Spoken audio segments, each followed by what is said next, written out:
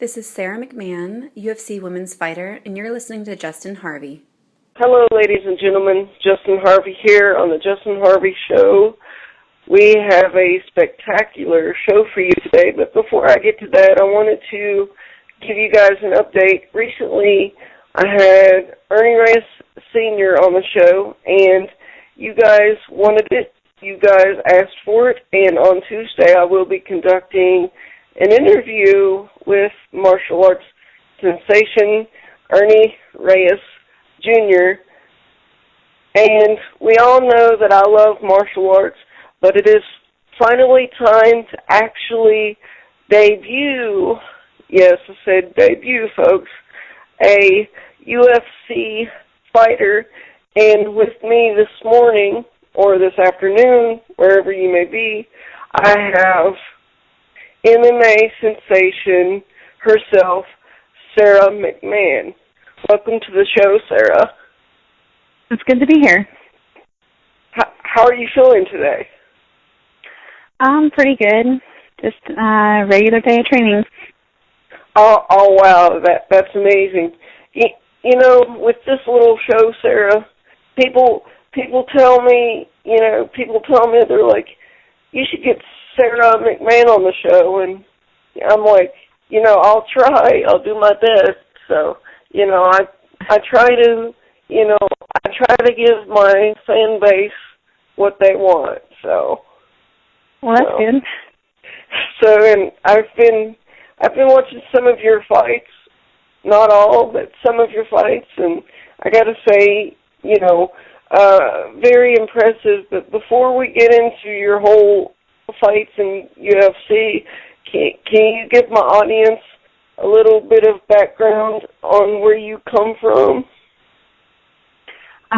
Well, athletically, I started sports when I was 14, and I started out in wrestling. I did that for about 16 years, and I had retired from wrestling, and I had a daughter, and decided to get back into doing grappling and jiu-jitsu just to do something new and not to do wrestling, but something I'd still be a little bit familiar with. And one of my friends was like, you should try MMA. I think you'd really like it. And I started doing some of the striking and totally fell in love with the striking, and it kind of led to where I am today. Oh wow. So you went from Olympic wrestling to UFC. That's amazing. I mean, when you first made the transition, how did that make you feel when you first made that transition? At first, it was really difficult because it was hard to be, young at a sport again. It's hard to go, from the being at the stage where you're fine tuning and making the smallest adjustments to, back to just trying to understand the basics of a sport. So it was really humbling, and it was just difficult, but I kind of like the whole process again because I made those big jumps in improvement. I felt those little bursts of excitement when I finally would get something that I'd been struggling with, where I hadn't felt that in wrestling for a really long time. Wow, that's amazing. I wanted to get your thoughts on something too. It's what do you think of crossover? Because I've seen a lot of professional wrestlers, transition to MMA, and I think some of them think because they were a big star in WWE or TNA that they're going to really do good in the cage, and that's not the case. Well, I think that it really might just be like a person-to-person kind of thing, because there are some people that I know that I think make phenomenal wrestlers, and they're very technical, and, just the rules for wrestling, their body type, their temperament, it really just, they thrive in that environment. But, even, I've seen it because there's very much, there's been a lot of rule changes in wrestling, and even the rule changes within the same sport can make some athletes kind of step out and excel, and other athletes that were great, they they don't adapt as well, or they just don't fit in the new rule system. But then you take it and you put it in a completely different sport, and I mean, it doesn't always cross over, like their type of athleticism, the things that made them successful in one sport, doesn't always cross over into the other sport, Mm-hmm. Mm-hmm. So it's hard to tell. Like, even in my first year, I was like, well, I'm going to, try this out and give myself a year doing it as an amateur. And if it just feels like it's really just not for me, I don't pick it up, or I'm just not good at it, and I thought I would be, then I'll just do jiu-jitsu, or I'll just do something else. I'm not going to, say, oh, no, this is my lifelong goal, and I'm going to force myself to do this, no matter what. It really was more like it's enjoying sports now rather than, driving myself with a whip. Absolutely. And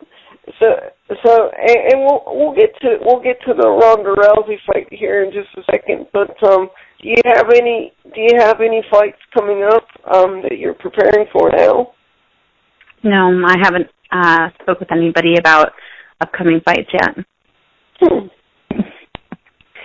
Because I like I was telling you, off the phone, I would love to see you fight Misha Tate. Yeah, that'd be a great fight. I think so, and your record is very impressive, because I think Rousey was your first defeat, correct? Yeah. Yeah. So now for the big question about the fight. So here we go, folks. What was when you were fighting her, that second that the refs had stopped the fight, which I think personally, and this is just because this is my show, this is my opinion, I think that the referee stopped the fight too soon, and I wanted to get your thoughts on what you think might have happened. Well, I guess in the fight, whenever he first stopped it, I just was confused. I didn't understand why it was stopped, so I didn't understand it. That's all I felt like during the fight. And then, the fight is broken down, I think, in my mind, super slow motion. So, I wasn't aware of, how long I had been down. I wasn't aware of, a lot of things, just because, time just feels different whenever you're competing. Mm-hmm. So, at first I just really didn't know, if it was the right call or not, because I just wasn't in the right position. I couldn't see it from the outside. Yeah. But I mean, I really do stick by that, you have to protect yourself. If you don't want the referee to have the opportunity to step into your fights, then you have to do the best that you can to not put them in a position to make that judgment call. Yeah, because I think on the other side of things, I think that was a tough call for him to make, to be honest. Because, I mean, it was a championship fight, So, but, yeah, and a lot of people may not agree with it, but in the end, they got to look out for the safety of the fighters, too, Yep.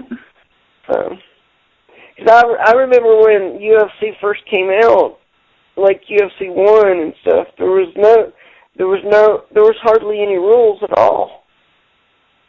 So. Yeah, yep. It was more almost like who would win in a brawl between different styles of, combative sports. Oh, absolutely, and that'll actually tie things into this, actually. It actually reminded me a lot of Bloodsport, which I was telling you is my favorite film, and, Frank Dukes is my martial arts instructor, and if anything that you would want to share with Frank right now, go ahead. I mean, Well, I loved watching all of those fighting movies whenever I was growing up, and Kickboxer, Bloodsport, the Bruce Lee movies. I watched them a lot when I was younger, and probably that is responsible why I took such a liking to mixed martial arts and combative sports in general. I think that was what kind of planted the seed in my head when I was younger, and Those movies definitely had an impact on my life at a young age. Wow, that's amazing, Sarah, because I'm a big fan of those movies, but not only that, I had the gumption to actually find these people, because I know Frank, I know Michelle Kesey that played Tom Poe, I know David Worth, the director of Kickboxer, and I actually know the guy that played Winston Taylor that actually helped Van Damme around Thailand when his brother got hurt in the film. So yeah, I actually know all those guys, which is amazing, and I'm sure awesome. I'm sure I could probably somehow introduce you somehow. So, oh, that would be great. Because I really appreciate you being on the show and everything, because this is my first interview with a UFC fighter, which is awesome. So. Oh, I'm glad that I'm the first. Oh yeah, definitely, and I'm definitely going to drop your promo in with Dawn the Dragon Wilson's and Frank's, and so your intro is going to be with good company. So. Well, thank you. And I just wanted to take this time too. I've never spoken to your manager Monty, personally. I mean, through email, but I wanted to personally take this time to thank him for help setting this up. So. Yeah, I'll tell him. I can relay the message. Oh, cool. Because, like you said, I don't know him personally. I've got a friend who knows him. I don't know whether it's through Facebook or not, but he's like, just contact Monty, and Monty will set it up for you. And I was like, that's cool, because after I had saw that you had that fight with Rhonda, I was very intrigued just to find you and just to talk with you and stuff. So. Oh, thank you. So, if you had any choice, Sarah, who would you want to fight next? I don't know. That question is asked me before every fight, but I really don't. I don't have more preferences. I expect I'll fight just about every girl in the division, just because it's such a women's MMA is still such a small pool of who's in the fighting world that if you fight long enough, you're probably going to fight about all of them. So it really doesn't matter to me. I think that they have a lot of girls that are very skilled and they have talent in a lot of different areas, and I'd be excited to, see how I match up with all of them. Oh wow, that's amazing. Now I do know a lot of MMA fighters do this, but is there going to come a time where you might decide to get into acting? Well, actually, I'm a theater major. That was when I did an undergrad. But I think that I've never done anything for any type of stuff except for on stage. So I don't know if I would even like to do it, for TV or movies or whatever. But I'm not looking to get into it because I also have a master's in mental health counseling, and I kind of look forward to just helping kids getting into counseling, maybe eventually being a professor. That's kind of where my interests lie. But I do love acting. That's a interesting combination. So. Yes, that's what everybody says. They're like, what? And my personality, I think that I must have the strangest hodgepodge of a personality because, I don't know, everything seems to not fit so quite well together, but somehow it's all me and it all works. Well, I honestly think, I think you're actually pretty cool because, see, I have respect for people that want to help people and stuff like that. And, I even, at one time before I got into radio, I had considered being a counselor and talking to people and helping people, because I could think outside of the box. But in the end, I was like, that would be too much school and too much paperwork. Yeah, no, it definitely is. Like, it seems like everything you do these days, the biggest thing you need to do is have, like, paperwork and organizational skills. Like, you just can't escape it. And I also wanted to take an interesting approach on the show today, as I was telling you, because I would love to hear your thoughts. I was telling you about, how I'm disabled and this and that, but I would love to see a MMA or UFC just for the disabled. I think that would be awesome. So, especially because we have such a strong military following for the UFC, and then a lot of men, and women who come back from, doing tours have different disabilities, and I think that would be phenomenal for them too. Oh, wow. Yeah, if that ever happened and I ended up fighting, I'd be like, I want Sarah McMann to see me fight. I will definitely be there. You can mark it in your calendar, and I will make sure I get there. Oh, absolutely, Sarah. And I just wanted to say, whenever you fight Rhonda Rousey again, watch her arm bar. Okay, I'll watch out for it.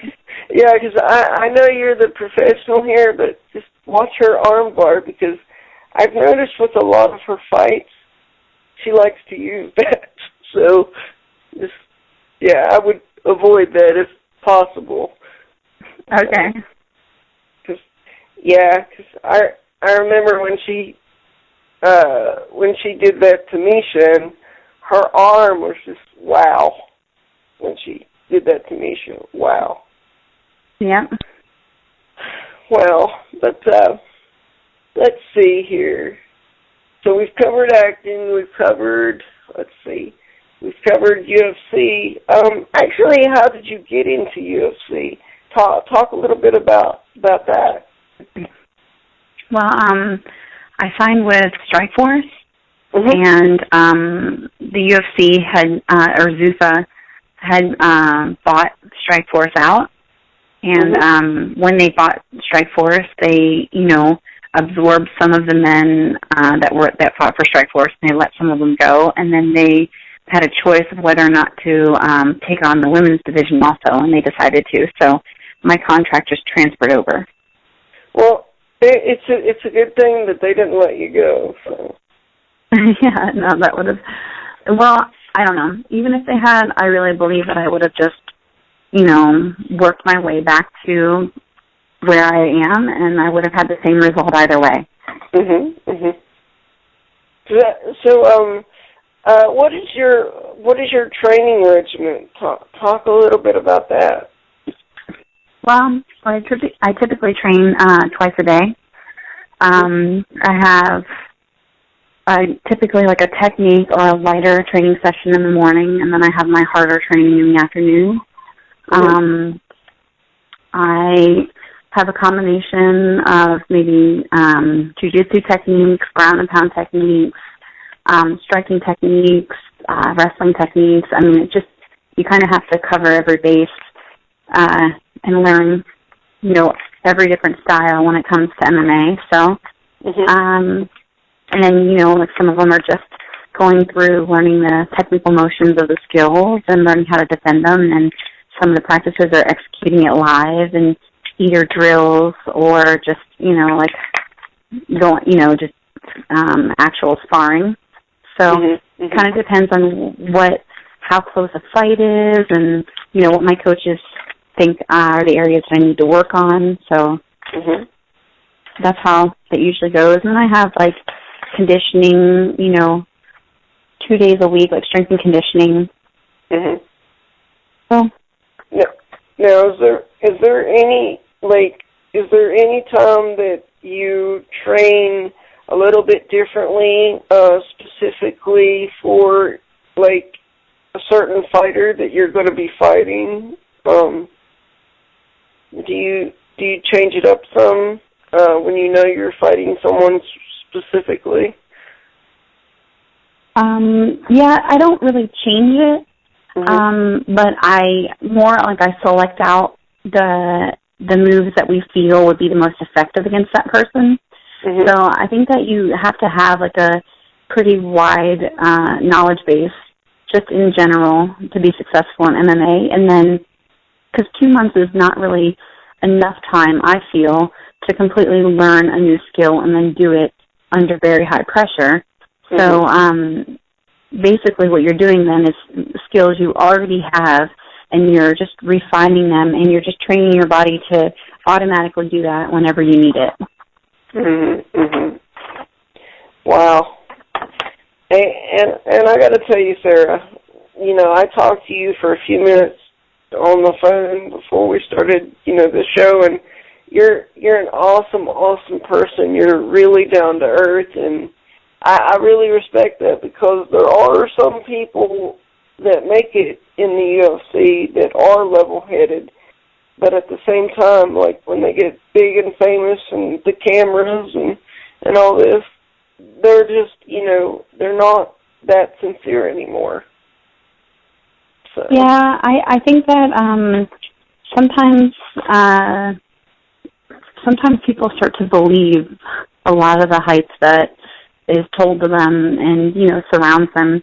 But I think it's really easy for me to realize, like, sports are something that are very, like, transient, you know, like you come and go, and before me there were great women fighters and male fighters, and after me there's going to be a ton of great male and women fighters and stuff, and just not to get, you know, too caught up in thinking you're all that wonderful. And really, I mean, I love what I do, but I think that there are so many other people in the world that are so much more spectacular, like the people who are, you know, working, you know, around the clock to cure diseases, or, you know, people who are, like, literally making a big impact in the world, you know, and changing the world for the better. Like, I think that they're doing a lot more useful things with their time, and they should be celebrated a lot more than somebody who, you know, like, I'm doing the best I can and trying to help people, but I'm also pursuing a sport that I like to do. So, I don't know. That's just the way that I look at it. So,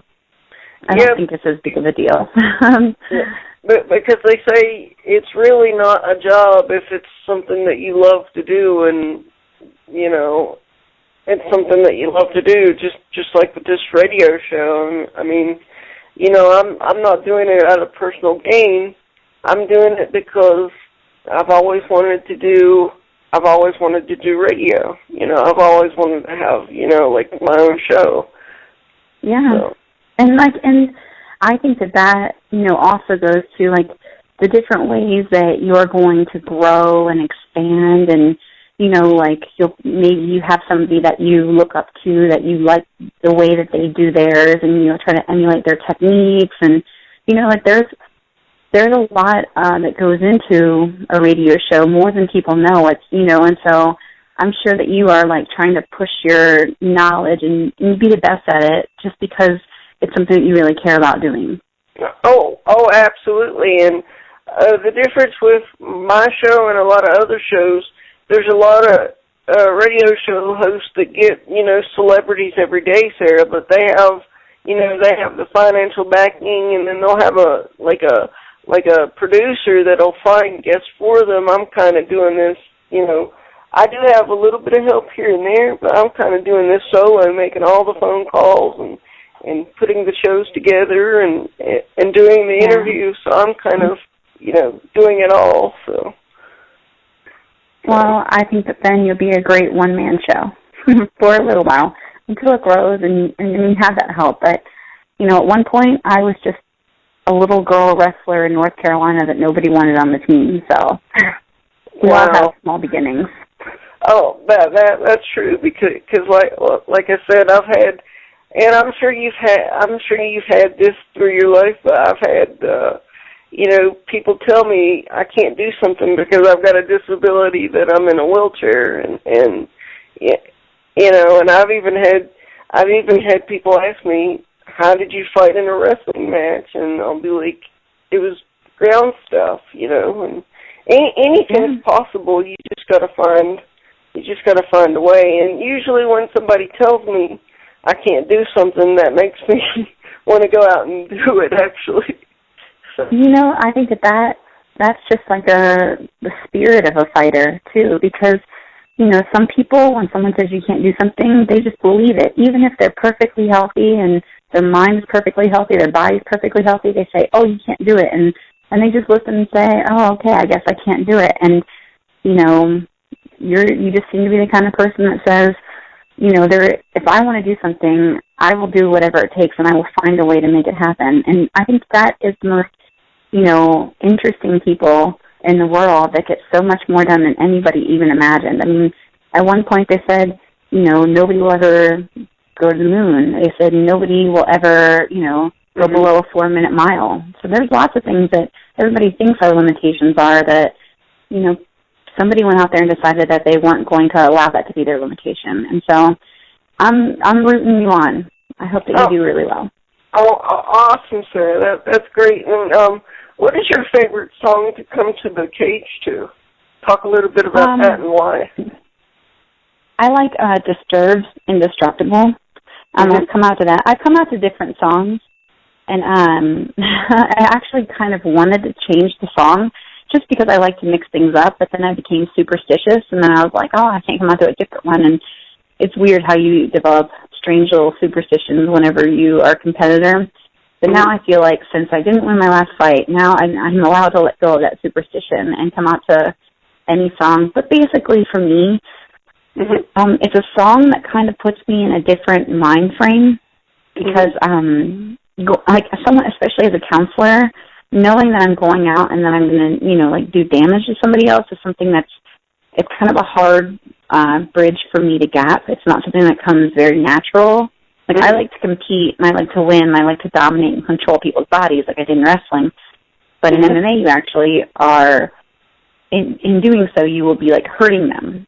Not forever hurting them, but, putting them through pain. And so I have to have the kind of music that puts me in the mood to be a little bit meaner than I normally was when I competed. That's understandable because the reason why I was asking too is because when I work on your personal intro for shows, I want to make sure and put, a kick-ass song, behind your intro. That way, as soon as the music hits, people will know that's the Sarah McMann, intro. So I just, because I take pride in this little show. I mean, I've got the smallest details ironed out. I mean, that's just how much I love it. So that's awesome. So, and I gotta say, Sarah, if I see you in any films, I'm just gonna probably fall over because I'll be like, I actually know her. Wow.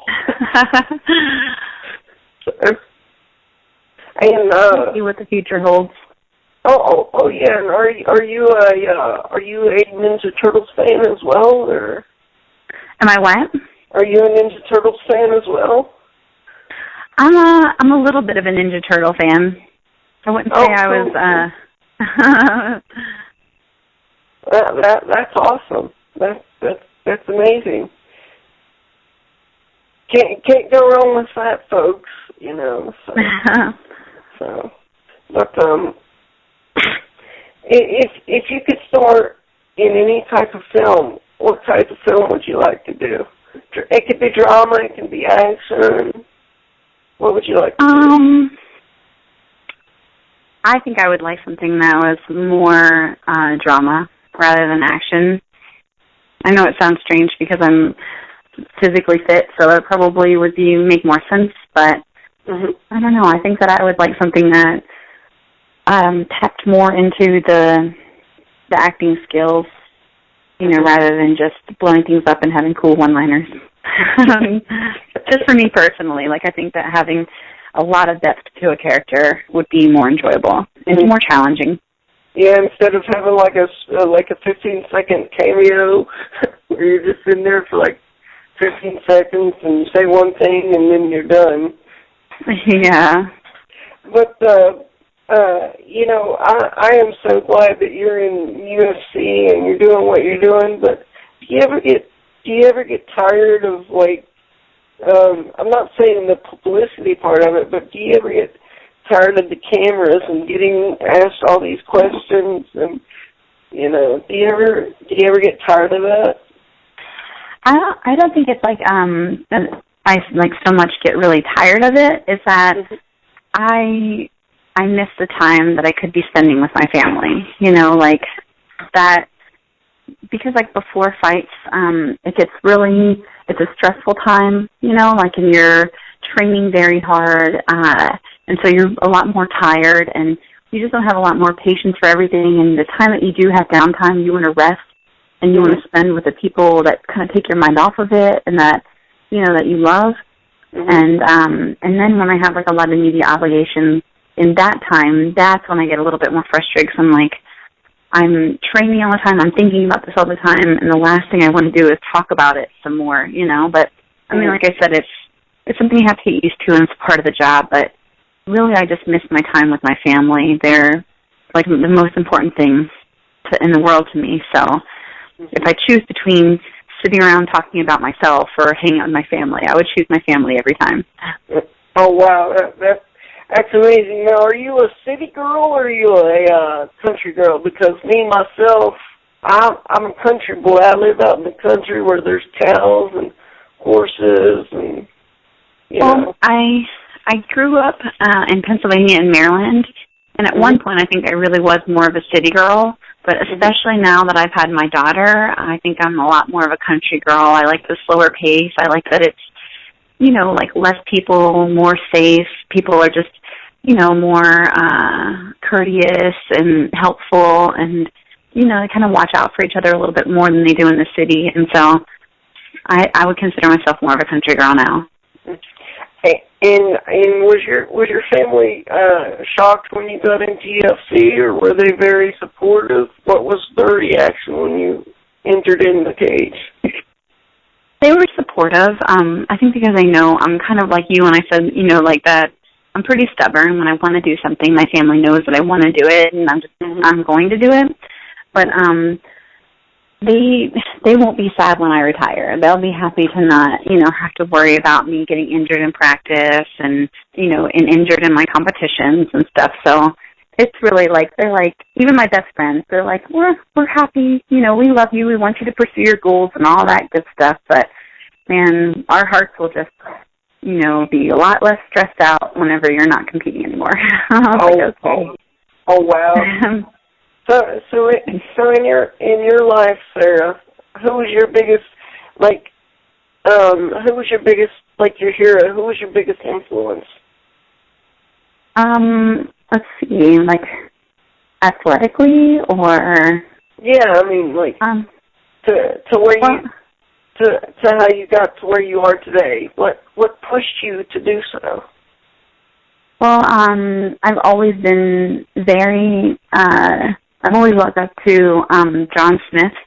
He was a wrestler for Oklahoma State, and Marcelo Garcia. And I think it's because of, I mean, part of it is their technical expertise. Part of it is their, you know, down-to-earth, humble, good nature. You know, and like just the kind of person that you would want your kids to look up to.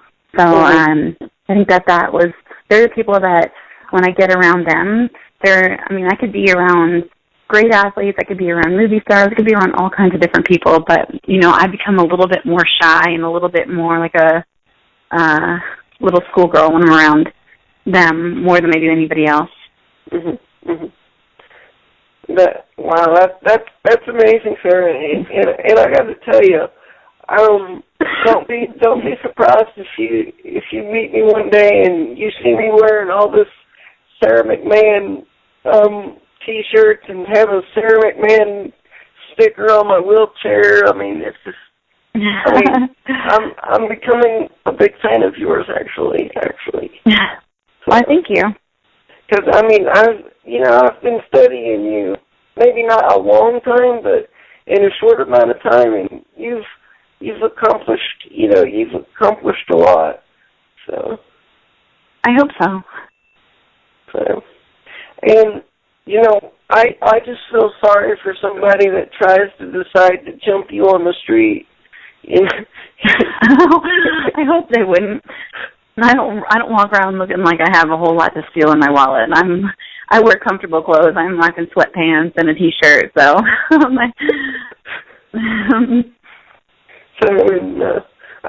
and of course I'm saying this by joking, but I'm sure your boyfriend has to watch too, or he'll get in an arm bar or something. Well, he wrestled for the University of Iowa, so I don't think he has too much to worry about. He can handle himself pretty well.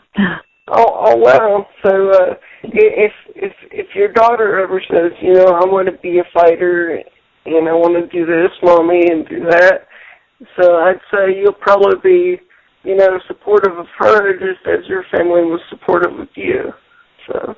Yeah, I definitely wouldn't want to hold her back from anything, but I make sure that she knew, everything that was involved in it and the dangers and everything. And, if she was old enough to make the right decision, then, yeah, I definitely support her, whatever way she wanted to go. Yeah, because I think that that's the basis of everything is having a supportive family is what I believe. So. No, absolutely, I agree. So, how long do you plan to fight? As long as you can, until they tell you you have to quit, or wait? As long as I want to, as long as I still have the desire for it, and as long as my body is pulling up, and that's kind of what I had in mind. I don't have really any set plans, or if I just decide that I want to have another child, then I'll say, I guess I'm done with fighting, because I could take at least a year off. So. Yeah, because usually when a fighter like that has a child, they usually have to take a year off, correct, from the cage, which in that aspect, do you think that they kind of lose, their edge from taking a year off? I mean, it depends on the fighter, though. I mean, what's your thoughts on that? In some cases it might be like that, if they're younger, I don't think it would really make that big of a deal. But also, because it is time that they're missing muscle memory, but if their body, kind of needed the rest, and they were a little bit beat up and had, overuse injuries, then you don't have to take a year off and do absolutely nothing. You can do light technique. Some people might even benefit from stepping back and, using their mind more than just their body. So, but for me, I'm 33.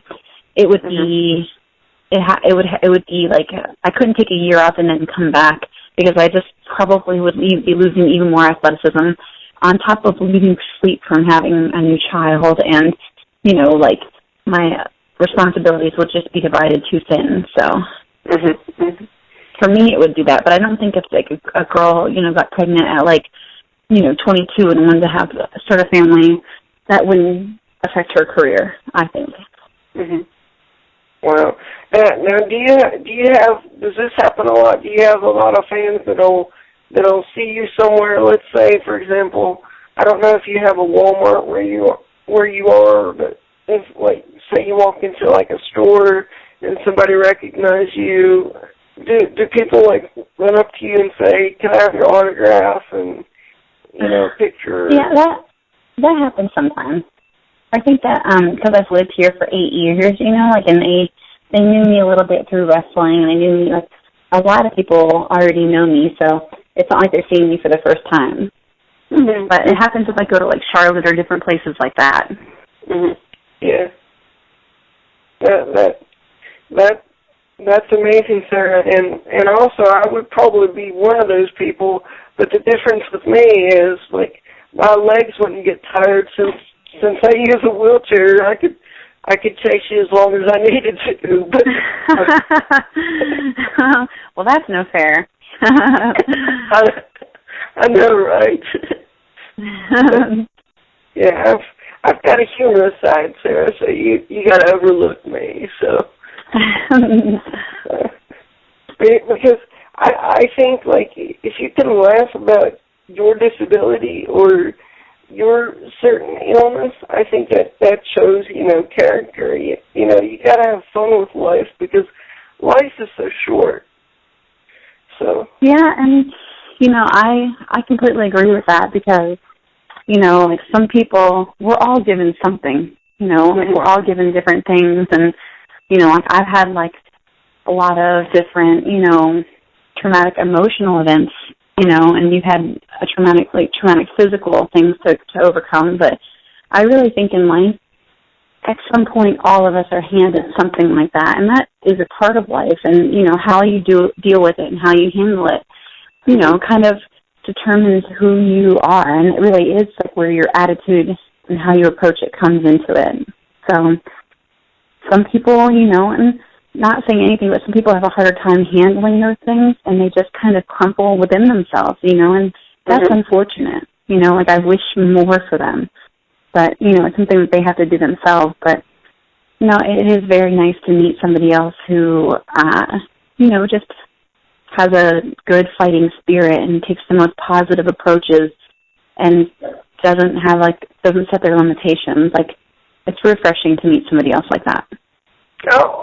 Absolutely. Because if I would have quit when people told me to quit, I wouldn't have accomplished anything in my life because, I actually, when I was born, Sarah, I wasn't actually expected to actually live, and they actually told my mom if I did live that I was going to be a vegetable, wasn't going to be able to talk or do anything. So. Oh, my Lord. So you've exceeded all expectations. Oh yeah, and now I'm ready to go in the cage, and yeah, no, that's awesome. So I mean, I've actually had people, make fun of that, but I actually would go in the cage and fight. I mean, that's just how my heart is, and heart. Well, I don't know. I'm not sure if you've heard of Kyle Maynard. He was born. He wrestled also, but he fought in the cage. And he's like multiple amputee in both of his legs, and I'm not sure how much of his arms, and were, he was born with that disability, and he was able to wrestle and to do an MMA fight. And if people mock that, then they're just sad and ignorant, and they probably take for granted the things that they have in their life. But so I absolutely believe that you can make it happen. Absolutely, because times have changed for people with disabilities, but some people still haven't changed. They think that people with disabilities, they can't do anything, and then it's like, I always say don't judge a book by its cover, because if you meet somebody with a disability, they may become your best friend, your boyfriend, your girlfriend. You never know. Never judge a book by its cover. No, absolutely. And yeah, don't think that you know what limitations another person has or doesn't have. That's just ignorance. Absolutely. And today, Sarah, on my show, if you could pass any message to any of your fans that's listening to this broadcast right now, what would you like to pass along to your fans? I would just like to say thank you for supporting me and, helping fuel my dreams. And I hope that it gives you inspiration to go out and work hard and fulfill your own. Absolutely. And I'm sure, do you do public appearances for your fans and events like that too, or? Yeah, I do sometimes. My sponsor is actually having me fly out to NCAA's in Oklahoma City this next weekend to do a signing. So I do it here and there whenever my time permits, if I'm can take a break from training. Mm-hmm. Mm-hmm. Well, if you're ever in the West Virginia area, I don't know if you've ever been here. I mean, it's a small area, but if you're ever in the West Virginia area or Virginia, let me know. So. Okay, awesome. So, and we can wrap up this interview, Sarah. I wanted to say on behalf of my show and my fan base that I'm starting to get a little bit of fan base where people are saying, wow, Justin, you need to do this on like regular television and this and that. But on behalf of my fans and myself, thank you for being on the show, and I hope I did well, and I hope that you will be back on the show anytime that you want to come back, Sarah. You have an open invitation. All right, thank you. So, because what I would like to do, Sarah, is like whenever you have your next fight, I would like you to come back on the show and kind of share your thoughts before your fight. So, okay, I can do that. Yeah, because it's going to be on TV, folks. Her fights are going to be amazing. So, and thank you. And like I said, with Rhonda, just watch that arm bar, and you should be good. So. All right. Well, thank you. Yeah, I've noticed she likes to use that. So I've been kind of watching her, movements and stuff too. So. Well, I appreciate it. So, and we'll be talking to you again in the near future. Thank you for being on the show. No problem. Have a good day. Sarah, on behalf of the Justin Harvey Show and myself, of course, I've got a special surprise that I'm going to be including at the end of the show. And, of course, I'm going to edit some of this down for my audience. But my special surprise is for participating in the Justin Harvey Show. You were so gracious today that I wanted to return the favor. So I took it upon myself, and of course my house phone is ringing, but I'm going to let it ring because right now we're recording. After we did our great show, I made a phone call. Drum roll, please, ladies and gentlemen. The reason I have called you back is Frank Dukes, my instructor and friend, would be happy to speak with you on the phone, and I'm going to give you his personal number. Oh, that's awesome. So whenever you're ready. I'm driving right now. Is there any way that you could text it to me? That would be... Yeah. But yeah, that way you'll have his contact information, and who knows, y'all might end up meeting. So I mean, it's my small gift to you. That's awesome. Thank you so much. So yeah, because I really appreciate you participating on the show, and I kind of wanted to get your reaction. So that my audience can kind of be a part of this, because this is the first time that I've done something like this for one of my guests. So it's just a small thank you for being on the show. I wish I could do more, but no, I really appreciate it. That's really cool. So and within time, I'm sure I could introduce you to Michelle Kesey and possibly even David Worth. I mean, the possibilities are endless. So. Oh, that's cool. Thank you. So, and I'm also going to email you my Facebook page and my Twitter page. If you feel like following me, that would be awesome. That way we can, keep in touch, and that way I can know about what's going on with you. And if you ever need someone to talk to, I'm always here. So awesome, thank you. That's really sweet. So it's what I do. I mean, it's just like I try to treat my show like it's a big family. Well, that's pretty awesome. So welcome to the family.